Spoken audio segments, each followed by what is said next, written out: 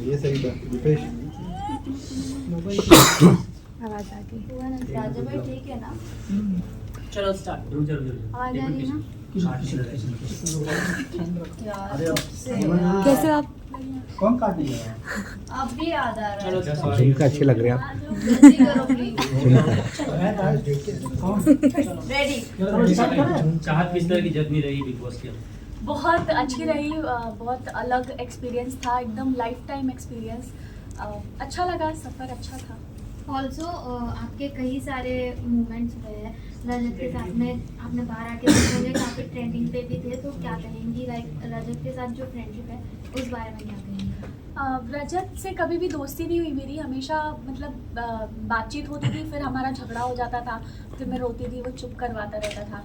तो रजत ऐसा है कि वो अपनी बात पे कभी रहता नहीं है, हमेशा मुकर जाता है। ये जो उसको पलटू और यू टर्न का जो टैग मिला है ना, वो एकदम परफेक्ट मिला है, क्योंकि वो अपनी बातों पे कभी नहीं रहता है। वो सबको यहाँ आपको बोलेगा कि हाँ भाई मैं तुम्हारे साथ हूँ, पीछे पलट के उसको भी बोलेगा कि हाँ भाई मैं तुम्हारे भी साथ हूँ। तो वो कब कहाँ है, क्या कर रहा है, क्यों कर रहा है, उसको खुद ही पता नहीं है। और ये जो उसकी आदत है कि जैसे मेरे साथ वो करता था कि पहले मुझे हर्ट करता था, मेरा मजाक उड़ाता था, पीठ पीछे भी जाके सबके साथ मेरा मजाक उड़ाता था, फिर वापस मुझसे बात करने आ जाता था, है ना। और जब मैं रोती थी चुप करवाता था, तो यही चीज़ें रिपीटेटिव हो रही थी। तो मुझे ऐसा लगता था कि ना मेरे साथ रजत जो है बहुत ही फ़ायदे के लिए, ये समीकरण वाला रिश्ता होता है ना, वैसा था कि मुझे वो रजत चोट भी मारता था और फिर मलहम भी लगाता था, फिर चोट मारता था, फिर तकलीफ पहुंचाता था अपने शब्दों से और फिर मलहम लगाता था। तो ऐसे इंसान से दूर रहना बेहतर है जो आपके साथ है पर आपके पीठ पीछे आपकी बुराई कर रहे हैं, आपका मजाक उड़ा रहे हैं। अविनाश के साथ जो है काफ़ी सारी चीज़ें एपिसोड में भी दिखाई गई, काफ़ी सारी चीज़ें बाहर भी निकल के आई है, चाहे आपका रिलेशनशिप का जो भी मुद्दा बना था वीकेंड के बाद से, या फिर आपके करियर को लेकर जो भी बातें हुई थी, वो सारी चीज़ें भी सामने आई थी। क्या कहेंगे उस बात पर?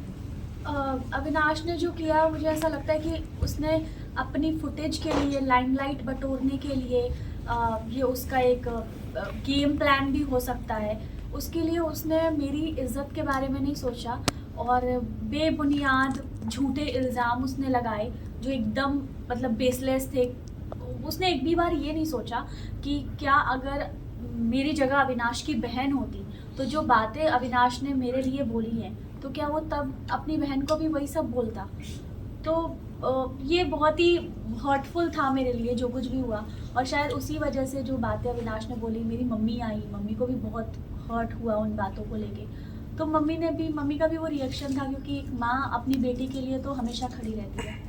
चाहे पीठ पीछे बोलने की बात है तो करण ने भी आपके पीछे बहुत कुछ बोला है कि आपके आंसू मगरमच्छ के हैं, फिर आप एक्टिंग करके इतनी दूर पहुंचे, उस पर आपको क्या कहना है? करण ने अगर ये बोला है कि मैं एक्टिंग करके यहाँ तक पहुँची हूँ, तो मुझे तो 3.5 महीने मैं एक्टिंग कर रही हूँ बिग बॉस के घर में, तो मुझे तो बेस्ट एक्ट्रेस का अवार्ड मिलना चाहिए ना है कि नहीं। कितनी अच्छी एक्टिंग कर रही हूँ मैं कि 3.5 महीने से मैं एक्टिंग ही कर रही हूँ। और करण ने जो बात बोली है मेरे पीठ पीछे, वो जब मैं घर के अंदर थी तब मुझे पता ही नहीं था कि करण क्या बोल रहे हैं। जब मैं घर से बाहर निकली और मैंने वीडियोस देखे तब मुझे पता चला कि अच्छा पीठ पीछे ऐसा बोल रहे थे करण। तो मुझे बड़ा बुरा लगा, हर्ट हुआ करण की बात सुन के कि वो इतने सीनियर हैं और वो अगर ऐसा करेंगे, किसी के आंसुओं पे हंसेंगे और किसी की फीलिंग्स का मजाक उड़ाएंगे, तो वो अपनी पर्सनालिटी दिखा रहे हैं। तो ये तो मैं करण का ये रिएक्शन देख के तो मैं शॉक्ड हो गई कि ये करण ये क्या कर रहा है, ये क्यों कह रहा है ऐसा। चाहे जब आप घर के अंदर गए तब आपकी और विवियन की फाइट देखी गई, कहीं ना कहीं विवियन काफी ज्यादा पॉपुलर थे, ये वजह थी विवियन से फाइट करने की, ऐसा ऑडियंस का कहना है। आपका क्या टेक है इस पे?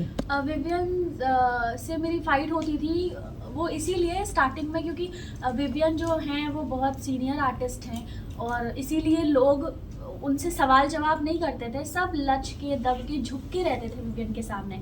इकलौती मैं ही थी जो मैं कहती थी कि आप बदतमीज़ हो, आपकी बात करने का तरीका सही नहीं है, आप बहुत घमंडी हो और बहुत एटीट्यूड है आपके अंदर। क्योंकि विवियन जिस तरह से बात करते हैं ना, ए सुन और ऑर्डर चलाना, वो सब चीज़ें मुझे नहीं अच्छी लगी। तो इकलौती मैं ही थी उन सभी लोगों में से जिसने आवाज़ उठाई और बोला कि आपके अंदर अब बहुत अकड़ है और आप इस तरह से बात मत करो। लेकिन उसके बाद 4 हफ्ते बाद मैंने काफ़ी सारे चेंजेस भी विवियन के अंदर देखे, जिसमें उनके बात करने के तरीके में काफ़ी सुधार आया।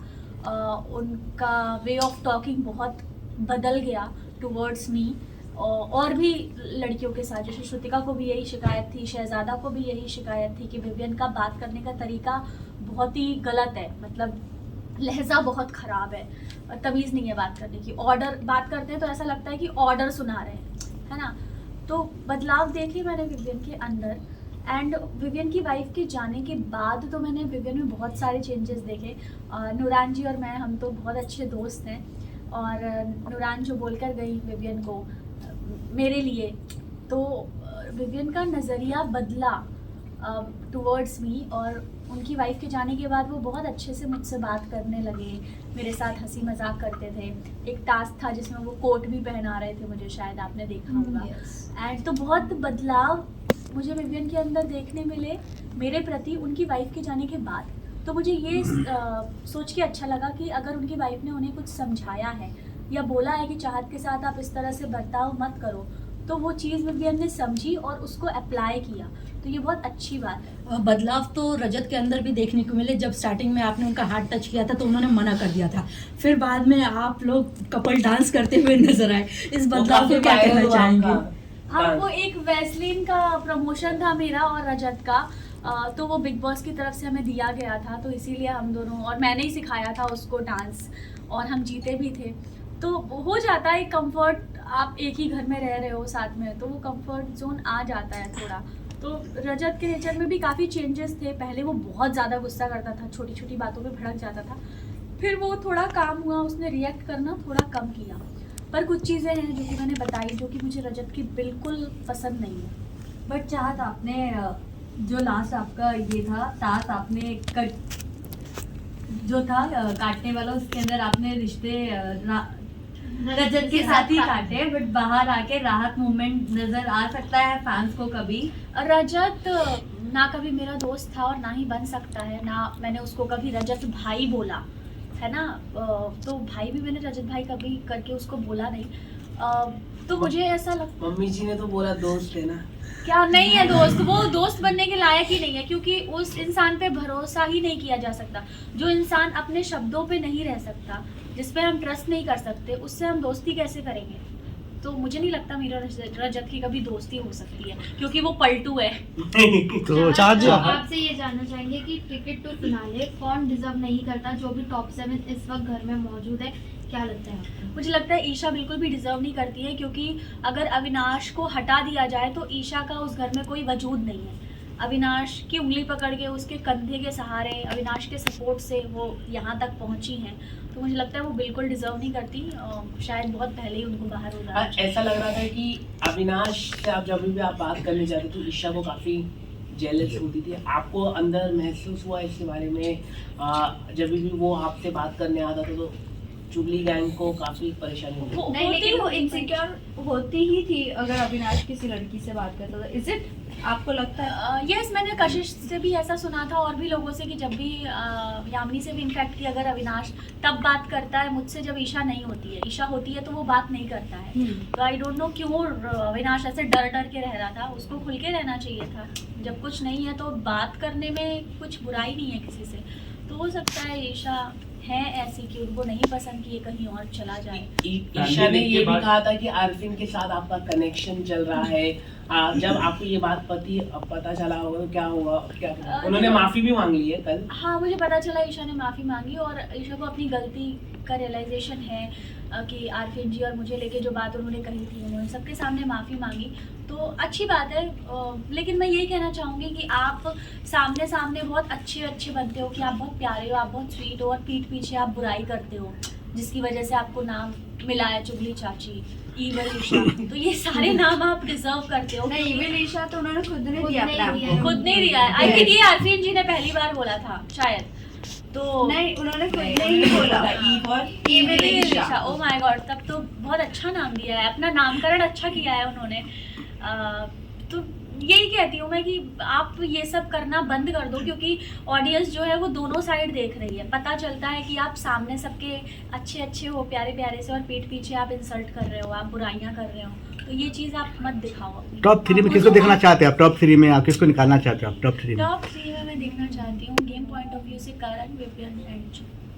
और जो चाहत, वो जो एक केक के साथ आपका फोटो जिससे पूरा एकदम आपके लव लाइफ को उछाला जा रहा है, मतलब पता नहीं आपका कोई बॉयफ्रेंड पार्टनर है कि नहीं, बट नेशनल टीवी पे तो भी आपकी वो पर्सनल लाइफ दिखाई गई। बट हम ये जानना चाहते हैं वो जो केक का था, अगर उसकी बैक स्टोरी आप बता सके, क्या थी वो? देखिए वो नथ मैंने 3 साल किया है शो, और वो मेरे सेट का ही फोटो है। और सेट पे कितने फैंस हमें बुकेज भेजते हैं, केक भेजते हैं, हर दूसरे तीसरे दिन किसी का बर्थडे होता है, क्योंकि हमारी यूनिट इतनी बड़ी होती है। किसी की एनिवर्सरी हो रही होती है, कभी सेट पे भी सेलिब्रेशन होता है तो उसके कुछ केक्स आते हैं। तो बस ऐसे मेरी एक फोटो है और पीछे केक रखा है, उससे कोई कैसे जोड़ सकता है? तो वो केक की यही कहानी है कि वो सेट पे ही किसी का आया था cake. And what about Gujarati boyfriend? And what about Gujarati boyfriend? I don't know कौन है भाई। गुजराती है जिसको आप हीरो कहते हैं, मिस्टर हीरो। वो तो सलमान सर ने सेकंड डे नाम लिया मानस का। मानस नहीं है, दूसरा कुछ। नहीं, पर सलमान सर ने सलमान सर ने सेकंड डे मानस का नाम लिया। और मानस ने फिर मुझे बाहर आके पता चला कि एक्चुअली मानस ने मीडिया के सामने आके क्लियर किया कि ऐसा कुछ नहीं है। और मुझे तो बेचारे मानस पे दया आ रही है कि मेरी वजह से बेमतलब उस बेचारे का नाम भी जुड़ गया। पर मानस जैसा दोस्त भगवान सबको दे कि उसने मेरे लिए आके एक क्लैरिटी रखी, इतने गट्स हैं उसमें कि आके उसने क्लियर किया कि नहीं भाई ऐसा नहीं है। उनको अपने लिए प्रॉब्लम नहीं थी, उनको ये था कि एक लड़की की इज्जत खराब है। हाँ, तो वही मैं कह रहा हूँ कि ही इज जेंटलमैन। एंड मानस के साथ मैंने काम किया है और वो इतना अच्छा है, तभी तो मैं कह रही हूँ मैं अंदर थी, मुझे पता भी नहीं कि बाहर चल क्या रहा है, पर मानस ने कितने अच्छे से क्लैरिटी के साथ सारी चीज़ें क्लियर की। ये बहुत बड़ी बात है ना। So I respect him a lot and मतलब ही इज जेंटलमैन। मतलब ऐसा दोस्त हो तो मानस जैसा। मम्मी आपकी बाहर आने के बाद का पता नहीं। हाँ, मैंने उसको ऑब्वियसली थैंक यू बोला कि थैंक यू सो मच यार, तुमने मेरा इतना सपोर्ट किया। और कोई को एक्टर हो तो मानस जैसा। तो मैं तो अगर मुझे कोई को एक्टर चाहिए, मैं किसी के साथ काम करना चाहती हूँ तो मानस के साथ काम करना पसंद करूँगी, क्योंकि वो इतने अच्छे इंसान है जो सबके बारे में सोचते हैं। जब वो सेट पे भी थे तब भी सबका ध्यान रखना, चाहे वो स्पॉट दादा हो चाहे वो कोई भी हो, तो वो जो उसका नेचर है वो किया था पार्टी। और जहाँ बिग बॉस से पहले घर जाने से पहले आपने होस्ट किया था पार्टी, उस पे पता चला है कि आपने अपनी मम्मी जी को बताया था कि मैं इससे प्यार करती हूँ, गुजराती बॉय से। ऐसा मतलब ऐसी खबरें आई, रूमर्स मतलब हर ऐसी खबरें आपने इंट्रोड्यूस किया था पार्टी में इंट्रोड्यूस किया है आपने। इवन अविनाश ने भी टेलीविजन में कहा है कि चाहत ने भी बात करवाई है, उन्होंने फोन पे बात की है। ऐसा कुछ नहीं है अविनाश। मैंने कहा कि ये सब अविनाश ने जो बातें बोली है ये उसने अपनी फुटेज अपने लाइमलाइट के लिए, गेम पॉइंट ऑफ व्यू से कि उस सबका ध्यान उसके ऊपर आ जाए तो एक नई कंट्रोवर्सी कैसे क्रिएट। तो आप अपनी फुटेज और लाइमलाइट के लिए अविनाश ने मुझ पे ऐसे बेबुनियाद झूठे इल्जाम लगाए। अगर ऐसा कुछ होता तो आप लोगों को तो पता चल ही जाता ना भाई। अविनाश के साथ भी अपने लिंकअप के रूमर्स आए थे, अविनाश के साथ भी लिंकअप के रूमर्स आए थे, इस पे क्या कहना है? आपने रिजेक्ट कर दिया। आपने रिजेक्ट किया। अविनाश प्यार करता था आपसे और आपने रिजेक्ट कर दिया। गरिमा ने भी इंटरव्यू में कहा है कि अंगूर नहीं मिले तो अंगूर खट्टे, तो इसका मतलब हम क्या समझे? हाँ, हो सकता है कि वन साइडेड लव हो अविनाश का मेरे लिए, पर मैंने कभी भाव नहीं दिया। वही हो सकता है, आई डोंट नो। पर जहाँ तक हमने अविनाश और मैंने काम किया है, हम कभी दोस्त नहीं थे क्योंकि हमारी वो वाइब मैच नहीं हुई। हम प्रोफेशनली काम करते थे, hello hi bye bye that's it. और ये सब जब अविनाश ने किया, मेरे बारे में जो जो बातें बोली हैं कि ऐसा है वैसा है, ये है वो है तुम्हारा, मेरे लिए बहुत शॉकिंग था, क्योंकि मैं ऐसे अविनाश को नहीं जानती हूँ जो मतलब अपने लिए किसी लड़की की इज्जत को इतना गिरा देगा अपने फुटेज के लिए कि नया तरीका ढूंढेगा नए मुद्दे बनाने के लिए। ऐसे चाहत आप सोलो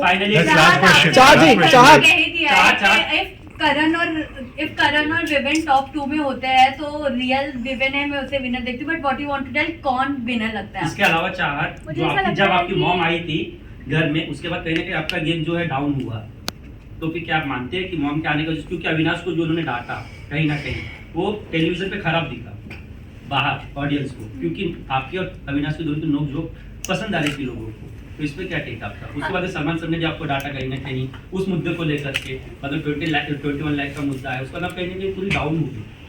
नहीं, मुझे ऐसा नहीं लगता मेरी माँ के आने के बाद मेरा गेम खराब हुआ है, मुझे ऐसा बिल्कुल नहीं लगता, क्योंकि माँ मेरे लिए मतलब एक माँ के ऊपर क्या बीते कि जब उसकी बेटी को इस तरह से नेशनल टेलीविज़न पे ऐसे झूठे और बेबुनियाद इल्ज़ाम लगाए जाएंगे, तो मेरी क्या, आई थिंक आप में से किसी की भी माँ होती तो वो अपनी बेटी के लिए यही करती जो मेरी माँ ने किया। लेकिन और अविनाश की जगह पे अगर आपका भाई होता तो यही सेम फीलिंग होती है आपको? अगर मेरा भाई होता तो जो इल्ज़ाम अविनाश ने मेरे ऊपर लगाए झूठे बेबुनियाद फॉर फुटेज, वो मेरा भाई ऐसा कभी करता ही नहीं। उन्होंने प्रोड्यूसर का भी नाम लिया अविनाश ने, मतलब बहुत सारी बातें की, अगर आप देखें तो प्रोड्यूसर को भी मालूम है ऐसा तो था। अब वो तो कुछ भी बोलेगा, अब हर थोड़ी उसकी बात पे। अविनाश की गर्लफ्रेंड बाहर है और अंदर रोमांस चल रहा है ईशा के साथ। मुझे नहीं पता अविनाश की कौन सी गर्लफ्रेंड और ईशा जी का भी बाहर है बॉयफ्रेंड, वहाँ पे लिंकअप चालू है, ये कैसे देख रहे हैं आप? मुझे नहीं पता अविनाश की गर्लफ्रेंड बाहर है और ईशा का बॉयफ्रेंड बाहर है, मुझे हाँ ऐसी खबरें आई थी। शालीन नाम था, मालूम नहीं कौन है। चाहत आप सोलो आई थी, पर मुझे तो- चाहत जी आप सोलो खेल के यहाँ तक पहुंचे हो बिना कोई रिश्ता बनाए, अगर आप रिश्ता बनाते कोई गहरा किसी के साथ, करण या विवियन, किसके आप बनाते रिश्ता? अरे मुझे ऐसा लगता है रिश्ते बनाए नहीं जाते, रिश्ते अपने आप बन जाते हैं। और मैंने गेम के लिए या सपोर्ट के लिए, अपने फायदे के लिए कभी रिश्ते नहीं बनाए। दिग्विजय और आर्फिन जी से मेरा एक कनेक्शन था, बॉन्ड था, जो कि बहुत अच्छा था, उनके अलावा किसी से वो वाइब नहीं मैच हो पाई। पर समीकरण के लिए रिश्ते बनाना, फायदे के लिए रिश्ते बनाने से बेटर है कि आप रिश्ता ना बनाओ, कॉर्डियल रहो सबके साथ। एटलीस्ट मैं रियल थी। और ग्रुप में भी मैं नहीं खेली, क्योंकि दोनों ग्रुप थे, क्योंकि हर ग्रुप में एक लीडर होता है और मैं नहीं चाहती मैं किसी ग्रुप का हिस्सा रहूं और उस ग्रुप में एक लीडर हो, क्योंकि भीड़ में गीदड़ आते हैं, शेर अकेला ही आता है। आपने ये भी कहा था कि अविनाश की वजह से ईशा पहुंची यहाँ तक, ईशा यहाँ तक पहुंची, तो चुम भी करण की वजह से पहुंची है यहाँ तक, क्या लगता है आपको? क्या लगता है आपको? तो विनर एज पर यू तो बता दीजिए। विनर मैं चाहती हूँ चुम जीते, क्योंकि गर्ल पावर, नारी शक्ति आगे जाए और नारी शक्ति ट्रॉफी उठा के घर ले जाए, तो मैं चाहती हूँ चुम। लेकिन फैन बेस में चुम का नहीं है। हाँ, तो अगर उसके अलावा तो मुझे लगता है कि अगर कोई रियल रहा है, और करण की कुछ बातों से मुझे हर्ट भी हुई है, कुछ चीज़ें मुझे नहीं अच्छी लगती तो लगी करण की, तो मैं चाहती हूँ कि फिर विवियन जीते। Thank you. चाहत एक विजुअल्स करवा दो प्लीज।